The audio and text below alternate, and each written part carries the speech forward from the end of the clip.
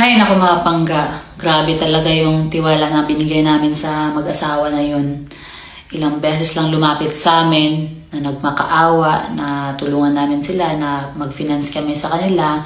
Ilang beses na din namin silang inayawan mga pangga. Pero yun nga, dahil nagpupumilit sila, pumayag kami sa gusto nila na tulungan namin sila mga pangga. Pero at the end of the day, kami pa rin pala talaga yung kawawa dito. Kami yung nagrabyado. Kasi parang wala talaga silang balak ibalik yung 4 million mga pangga. So kahit ganun mga pangga, gagawin namin yung mga kaya namin sa legal na paraan para mabigyan ng hustisya yung nangyari sa amin. So dahil sa nangyari mga pangga, big lesson na to sa amin dalawa ng Jenny na hindi basta-basta magtitiwala kahit sino talaga mga pangga, kahit ano pang problema na sasabihin nila sa amin. Hindi na namin pagbubuksan yung savings namin para sa problema nila.